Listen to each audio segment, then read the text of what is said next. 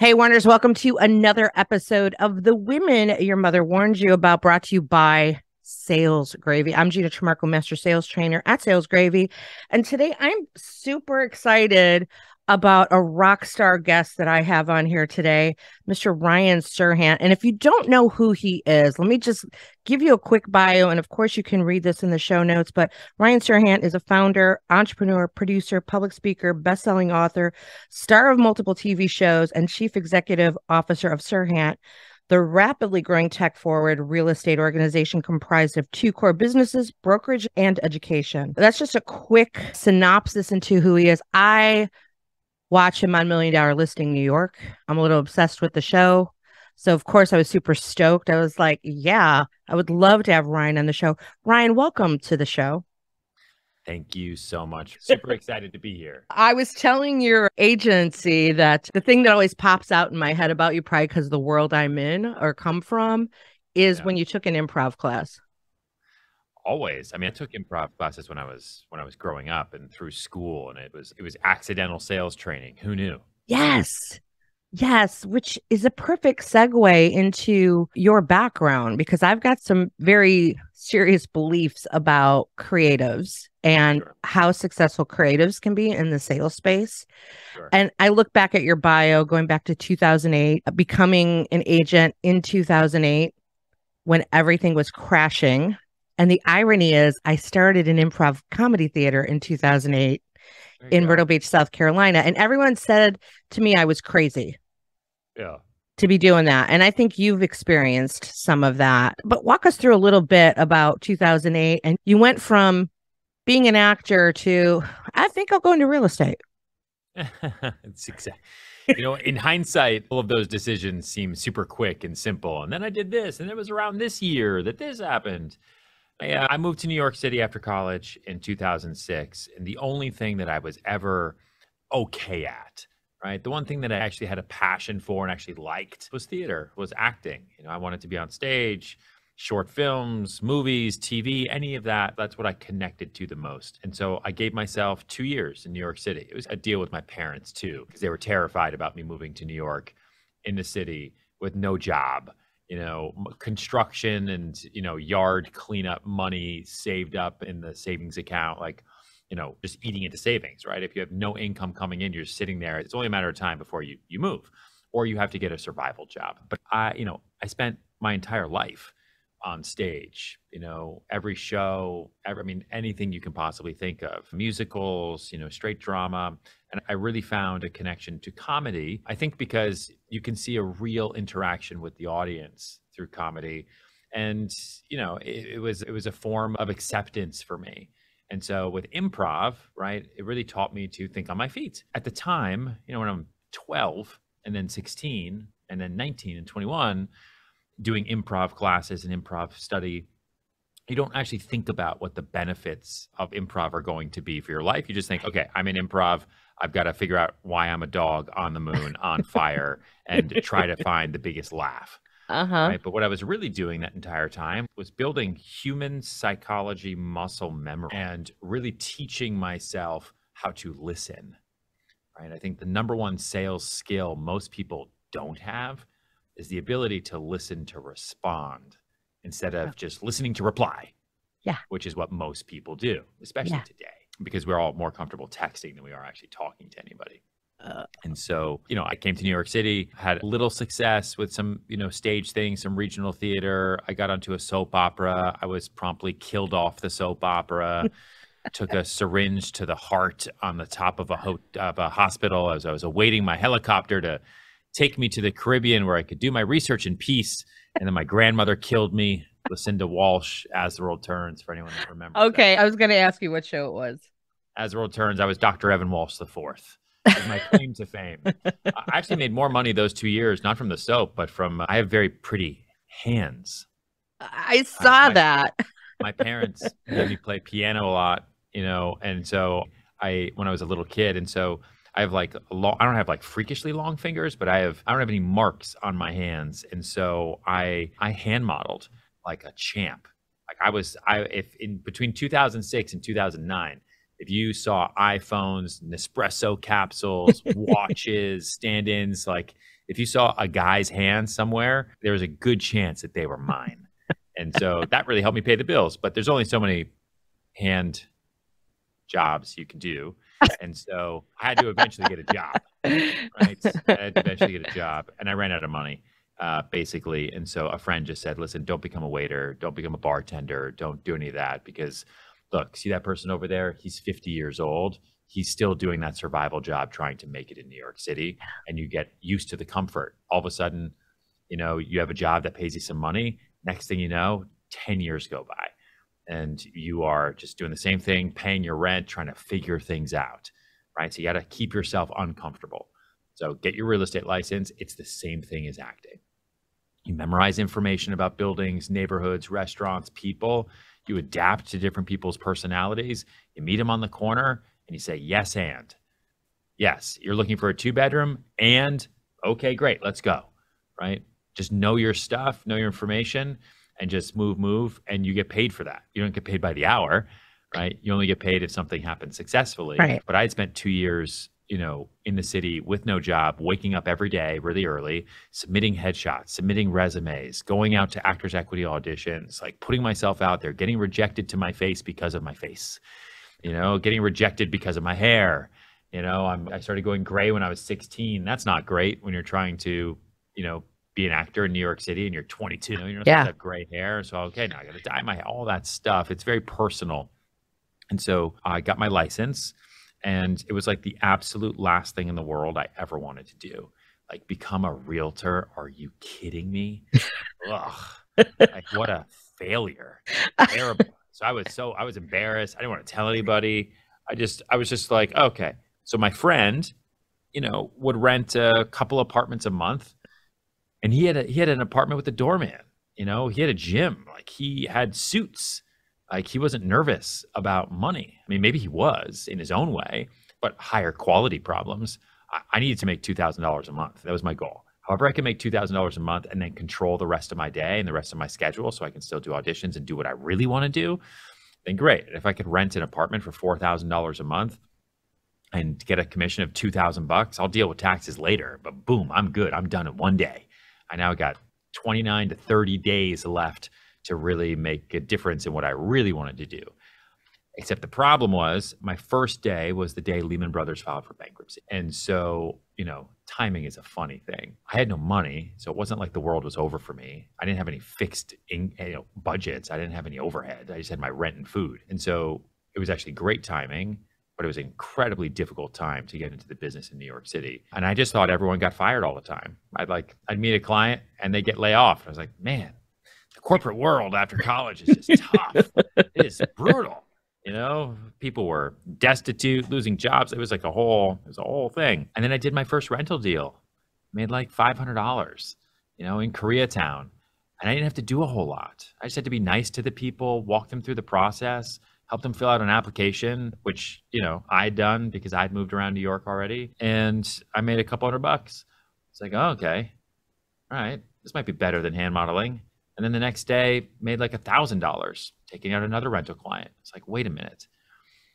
I could just meet people on the street, help them buy or sell or rent. I wasn't even thinking about buying and selling.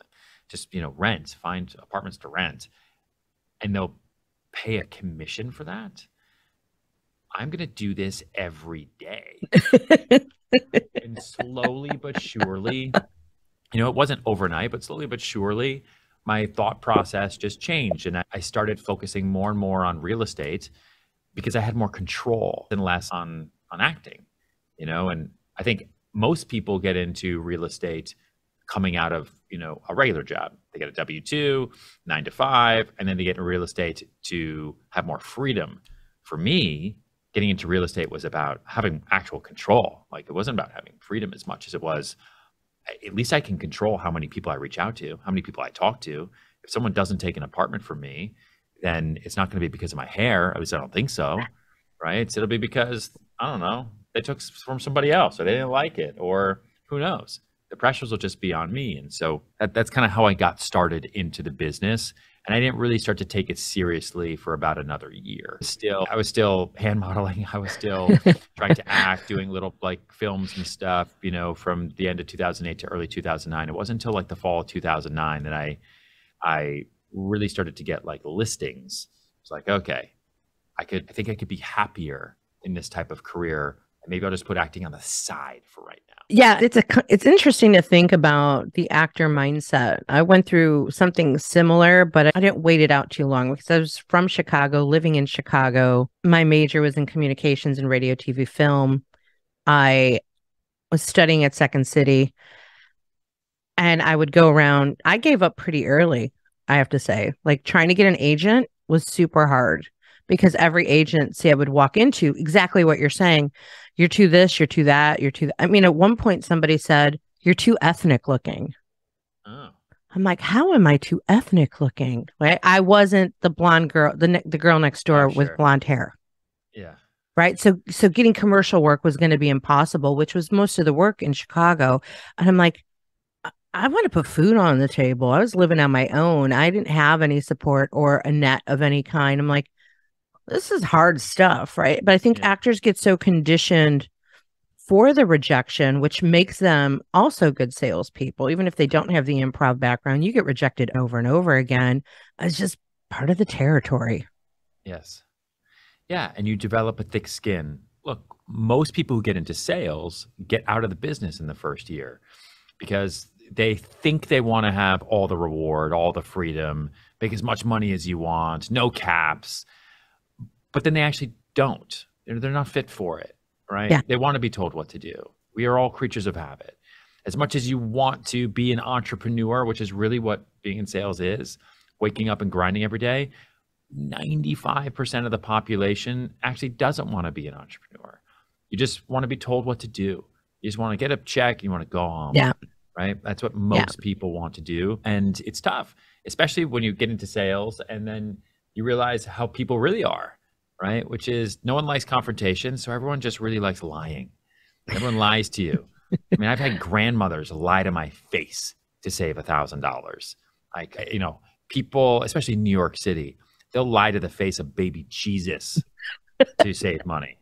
And so you're like, okay, got it. I thought people were great. I was an actor. Yay. Everyone's awesome. I get into real estate. I mean, I remember because I started at the end of 2008, it's like, Ryan, the student growing up. And then Thanksgiving 2009, I'm at home, with my brothers. I've got two brothers and my parents. And I remember, I just have this distinct core memory now of like dad asking me about, something I was working on because, Ryan was kind of like the black sheep, right? My whole family's in finance. And then Ryan's like going to New York City to, do theater, which basically meant prostitution. And now he's doing this real estate brokerage thing, but you're not actually selling home. You're renting them in Koreatown in the Bronx. Like, okay, like Ryan's the one we're going to have to worry about and like try to help. And I remember talking and telling them about a deal I was working on.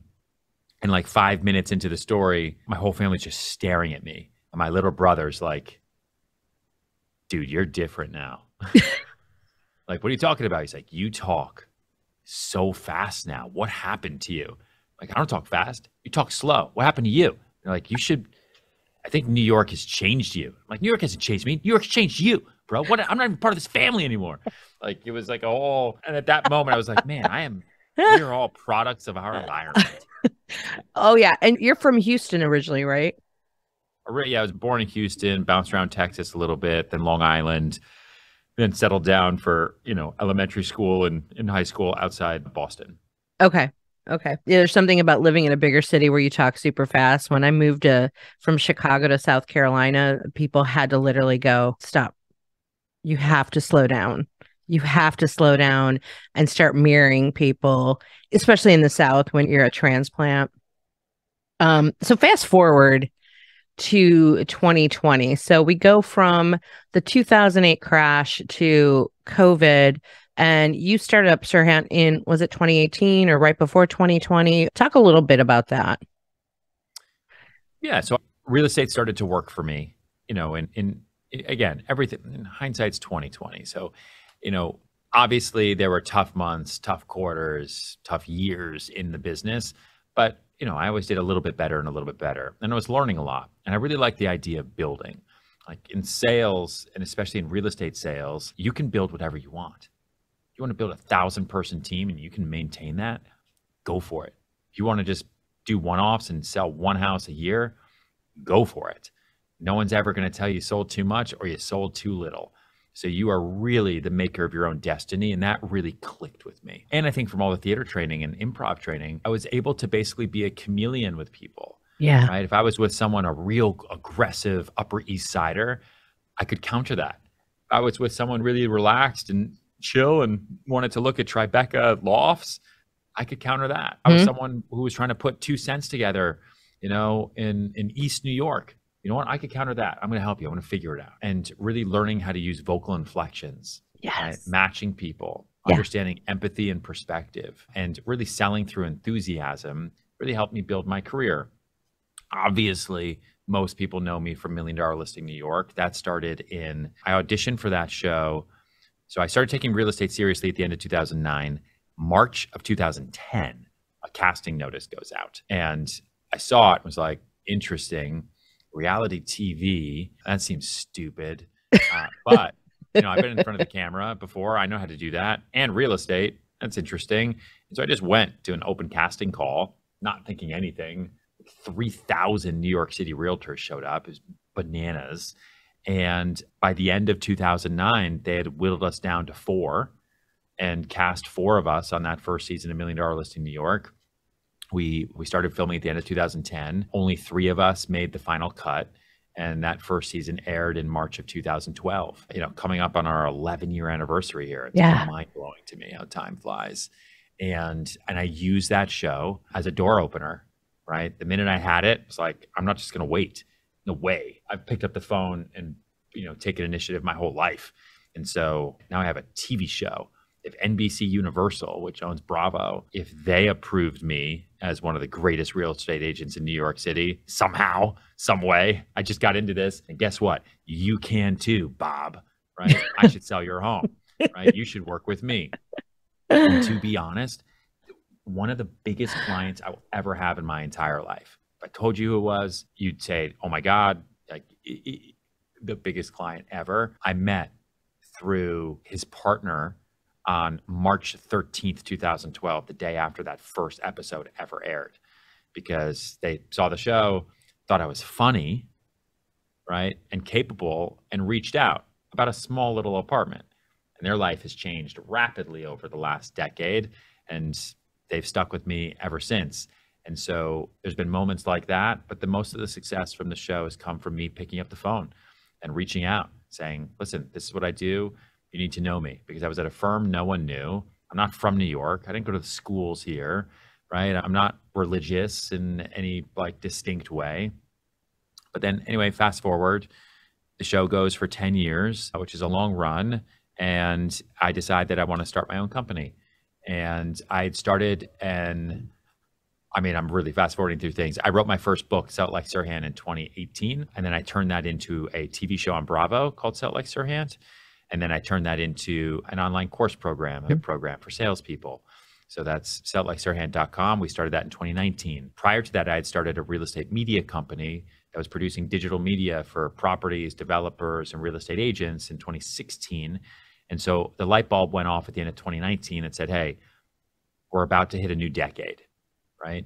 You just built this career with a sales team, you're an agent, TV show, books, all the stuff for the last 10 years. What does 2020 to 2030 look like? And are you going to be the same person? And my biggest fear is wasted potential. So I said, nope, I'm going to blow up my whole life. And I am going to kickstart everything in 2020. And I want to start my own company. And I was ready to go. March, finding a lease for our first office, putting all the systems in process. And then people started getting sick and it became a whole thing. And then we had to move to New Hampshire because they were going to shut down the bridges and tunnels during COVID, and zombies were going to attack us. If you remember that time, it was insane. I do. It was scary. Yeah, especially in New York City, because in New York, people are scared of their own shadows. You had a virus on top of that, and oh my God, Like it was, there was cops in the streets in riot gear, right? It was insane. And you had to leave because you talked to any police officer and anyone who worked for the, the FDNY, the fire department, anyone at the schools.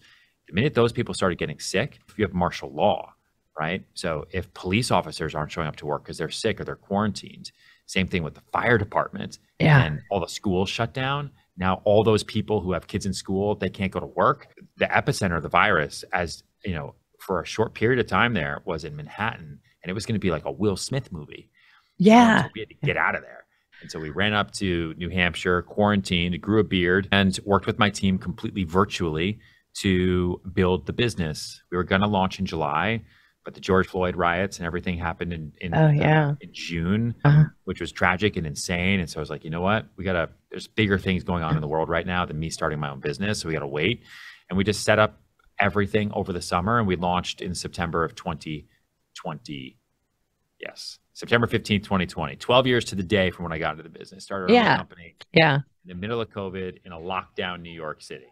I found it interesting. I heard you talk in another interview about 2020 being the year that you made the least amount of money, but you accomplished the most amount of things. You did the most amount of things. Yes. It was, what a wild year. I had a really good thing going. I had a sales team of 65 people. I was at a brokerage that took care of everything. I had complete autonomy. I had complete freedom. Life was good. We had the TV show. I was about to drop my second book. I was thinking about what it was going to be and everything. Life was great. And apparently that wasn't good enough for me.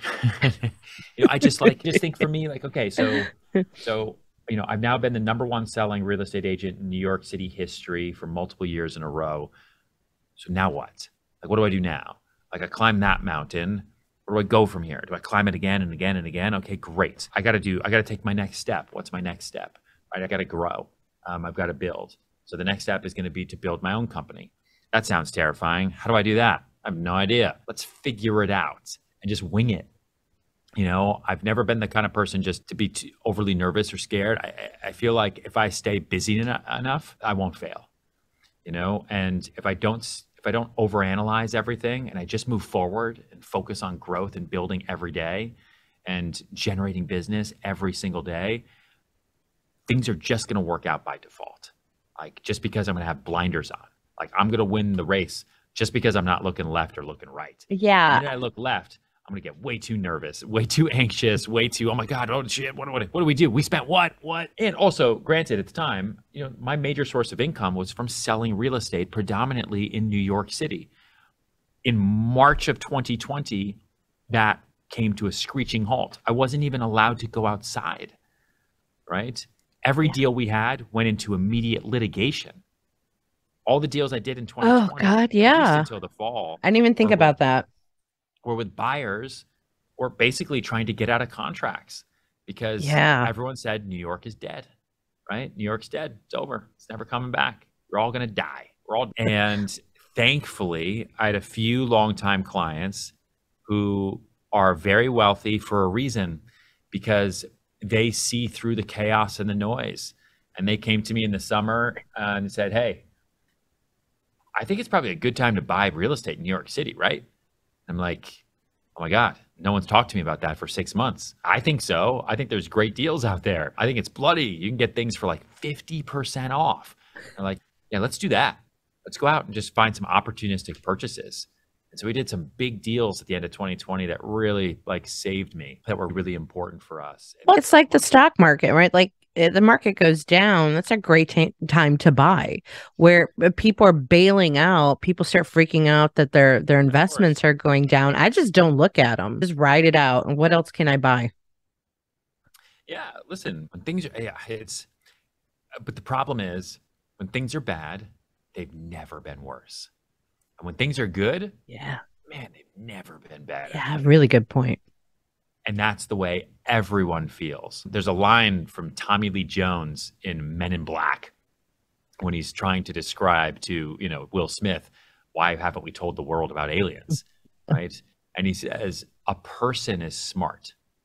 People are stupid. Man, oh man, is that good. And so, you see that. It's one of the tough things of building a company. Like, you can put a ton of really individually smart people in a room. They might build a terrible company because together they are stupid. Right. So you're kind of piecing things together. And so that's the road that I've been on now, building this business now for the last 2.5 years. I've entered year 3 of, fiscal year 3 anyway, I guess. But we started hiring our first agents kind of right at the end of 2020, but really January 2021, and, got lucky with some major transactions as the market started to pick up. Not even in New York, though. Like, New York didn't start coming back until the summer-ish fall of 2021. New York, no one would touch until there was a vaccine, right? And the vaccine didn't start rolling out until the spring. Yeah. And, and then COVID just sort of fizzled away. And so, but where COVID wasn't? Florida, Texas. Yeah. And where there was much better taxes? Florida, Texas. And early 2021, someone reached out to me and said, "Hey, I have a client looking for a rental on the Upper East Side. Can you help? I just saw you started your own firm. It looks really cool. Content to commerce, all this stuff." I'm like, you know what? I guess I do rentals now again. I started my life over. Let's do it. I'm trying, we were working out of like a basement townhouse in Tribeca. It's like, yes, I'll take rentals. It had a big budget, like 20,000, 30, 40,000, 50,000 a month. In New York City, it's a lot of money anywhere, but in New York City, that's it's still a lot of money. But so I said, okay, I'll help. And I meet this guy, and I'm like, okay, what? You're looking for rent for what? Are you even going to live here? No, I'm not living here. So what are you renting a massive apartment for in New York City on the Upper East Side? I just feel like I need to have a place, like if and when I come back to New York. Okay, you should buy something. If you're spending $50,000 a month, like I just did a deal on 57th Street for 51% off, the bloodiest deal of all time. Why don't you go look at that? Okay, great. Okay, but are you actually going to stay in New York? Well, I don't know. What about Florida? We have lots of clients moving to Florida. Oh, let me think. We talk. Look at Miami, send them listings in Palm Beach. Okay, let's go take a look at Florida. I think this could be good for us. Okay, when do you want to go look in Florida? Thursday. It's Tuesday. Right. You do Palm Beach? Yes, I do Palm Beach. Absolutely.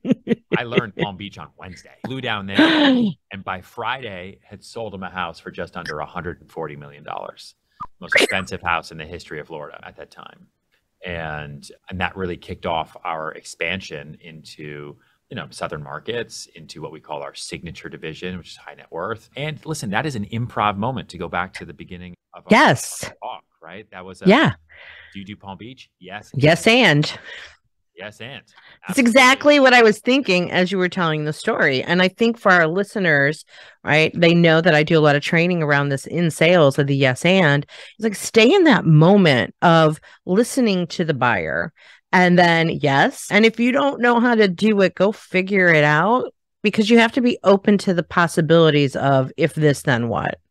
Correct. Which is a great story. There were a couple other things that you said that resonated with me that I kind of just want to point out. For those listening again, Ryan mentioned about just picking up the phone and the activity. And even though he was on this TV show that is huge, that is impactful, that gave him a lot of celebrity and branding, he's still picking up the phone and making things happen. Could we talk a little bit about that? Because I know there's something that you said, I heard you say somewhere about when you bring people on. I'll find it, because it was a really great quote. Oh, you said, what was what I heard? I want to be afraid every day that they're going to leave me. All right. You want the kind of team that's that good. Yeah. How do they get that good? A lot of it is an innate want and fire, right? I try to also find people that don't come from money, who have to make this work. Like, those are the people for me. Because that's the way it was for me, right? Like, I only figured out how to be successful as a real estate agent in New York because I had no other option. Like, there was no going home. Like, there was no weekends. I don't play golf, right? I didn't have a vacation. And no offense to people who do have comfort and do come from means, but it is much, much harder to motivate yourself that way, right? Yeah. It's like when you're single, like you're in the gym, you're watching what you eat, right? The minute you're married, you're like, I mean, you're here, right? I'll go to the gym next week. Like, I don't need to impress you anymore. So it's just harder to be motivated. Yeah. And so I look for people, I look for B and C students who need to make ends meet. You give me that person, I will make them a millionaire through sales. And as long as they're good people, right? You still got to be a good person. Yeah. To be a good person, you have to understand, skill set wise, you have to be able to speak in sentences. You have to be able to enunciate. You have to be able to write emails correctly, and you have to understand that you're working for the deal at the end of the day. You don't work for the buyer. You don't work for the seller. You don't work for anyone else. You don't even work for yourself. You work for the deal. Ooh. Whether you're renting something for $500, you're selling something for 140 million. And so I like to surround myself with agents who are hungry and who are good people and hardworking with really strong work ethic and amazing ability of follow-up. Right? We have a follow-up process called the 3Fs. Follow up, follow through, follow back that we really kind of practice and preach here. You've got to, because that's where you make all your money. Yeah. It's not in the random people. It's in the follow up with the people that don't respond for 5 years. And, it's just something that I look for in people that, that hunger. On the staff side, it's a mixture, right? Because you need, I guess going back to teams, sorry, I'm like scattered here, but. No, that's what we're doing. We're flowing. Yeah, with the types of salespeople, I look for two kinds, I guess. I look for workhorses, okay? So these are the people that could be so good they leave, but they'll also do anything, right? They'll run out and show in the rain. They'll pick up the phone at midnight. Like, they're workhorses. They got to make ends meet. But you have to have a mixture of brand horses as well. Like, you do have to have some show ponies. So just to clarify kind of like my last comment, you got to have some people that can help you expand into markets and demographics and price points that you aren't necessarily in. Like me, at the time building my team, a single white male, right? Non-denominational in cowboy boots in New York City. Okay. I want to sell Fifth Avenue co-ops, right?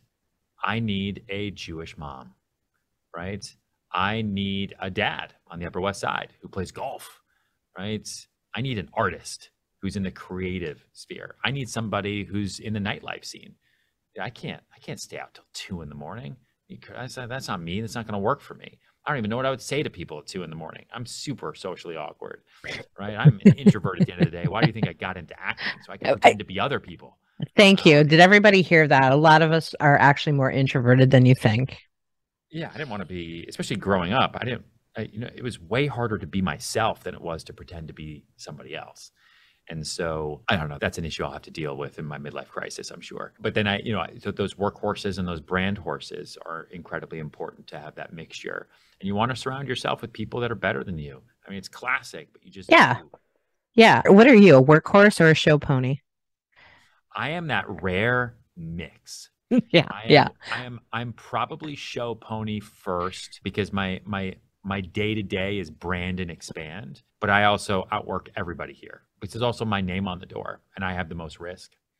Yeah, exactly. And I'm going to carry everybody, like there's still that, like we have something called Serhant signed here for all our agents where like, you enter in all your deals every month, like who's going to win this month? Like who's going to be at the top of the Serhant signed charts? Like who signed the most contracts?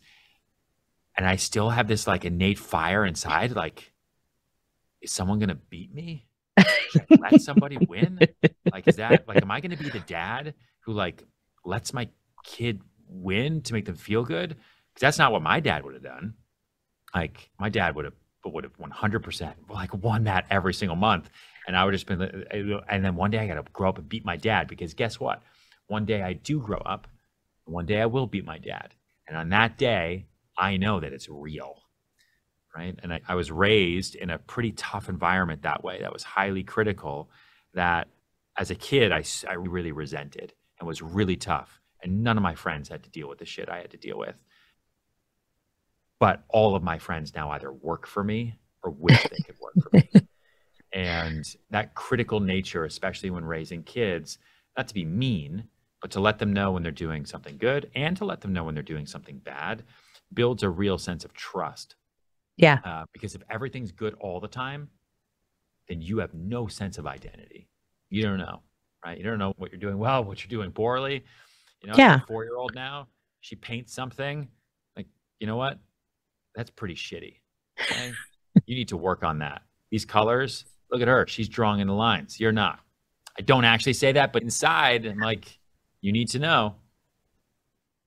You know, I'm once a year I do a show. I get involved locally in a show. So we just started rehearsals for a show.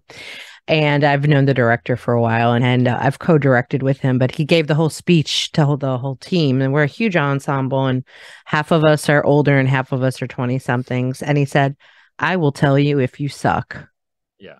And if your feelings are going to be hurt, then you shouldn't be here. But I will tell you if you suck. And then we will look at ways for you to get better. Like, Yes. not everybody can handle that leadership, but I think a lot of people appreciate that. They want to have some level of feedback of just don't just tell me I suck.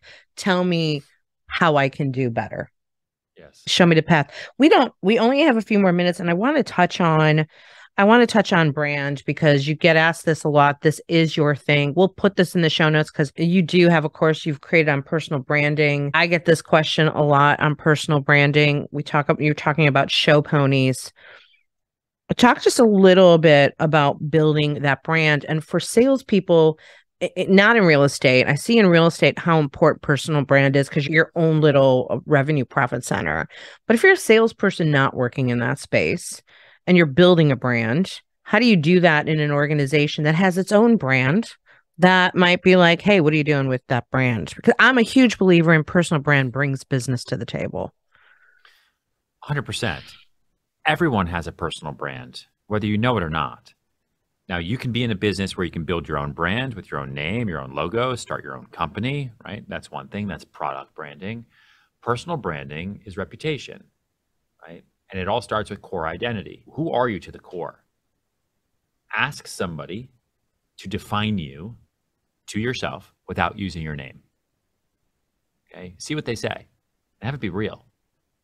Okay? You might realize, like, well, you're like the awkwardly tall person with funny hair who has bad breath. Super nice, though. Doesn't really look anyone in the eye.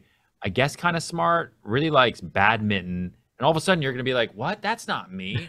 I'm a great human. What are you talking? And now all of a sudden, you're going to realize, okay, what is the world's perception of me? Not what do I think of myself, right? And then use that to help inform your core identity. Okay, that core identity, as you understand yourself, then turns into, right, perception, the perception the world has of you, because now you're talking, right? You're out there. People see you, people hear you, right? You've got that core identity, and so the world has a perception of you. Then when you leave the room, you leave the Zoom, you hang up the phone call, now people talk about you behind your back, right? They talk about you. Oh, I just had this great call with her and she was so smart, right? She really knows her stuff and she knew a lot about me. That's it. Okay. Now all of a sudden that perception becomes reputation. Reputation becomes personal brand, right? And what do you want to be known for? You want to be the one who does what in your company? Say you sell software, right? For Bloomberg. Okay, how are you going to be the number one Bloomberg terminal person, salesperson? How do you separate yourself from the pack? How do you gain clients? And how do you get people to know you? The first thing is always going to be information and education. And it's not just about what you're selling, okay? It's about what everyone else is buying. Why us versus them? And how can I help you with our product better than everybody else, right? And then it's also understanding that every negotiation, as you build your personal brand, and when I say negotiation, I don't just mean doing a deal. I mean, I'm negotiating with you to be my friend. I'm turning a lead into a relationship and not a lead into a contact. Every negotiation. That's really powerful. Did everybody hear that? You're say that one more time. You're turning a lead into what? You want to turn leads into relationships, Yeah. not leads into contacts. Yeah. Right? People work with relationships. Why do you think every movie is done with like the same people all the time? Because they like each other. You're easy to work with. Making movies is really hard. Yeah. Right? People hate being sold, but they love shopping with friends. Right? Why do you think there's all these gamified shopping websites now where you can like get together, we all buy it, we're going to get a discount?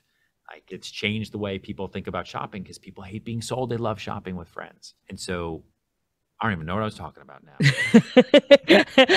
Yeah, we're talking about people leads versus turning leads into relationships. And personal brand. Yes. So you turn those relationships, into potential deals down the line as you work with them and you get to know them, right? And then you're creating those relationships and understanding who these people are, where they're from, what makes them tick, what are their fears, what are their wants, what are their desires, okay? And then you want to be the go-to. You're the go-to, and then you start generating business. And generating business is generating relationships and generating friendships. And I could talk to you for 100 hours about I know. Would you come back? Do you think you'd come back to this show? Yeah, potentially. I just have to fit it into this schedule. Yeah, no, I know. We'll figure that out. But I would love to have you come back to the show and do a part 2, only because I have to pop onto a sales call in a few minutes. But if we could do another version of this, that would be awesome to do an extension on that, because I'd love to talk more about the branding piece of it, especially for people not in real estate. Yeah, I'd love to keep talking about this, especially about creating content and your thoughts around that. But I will direct people to your course and send them that information in the show notes. What's next?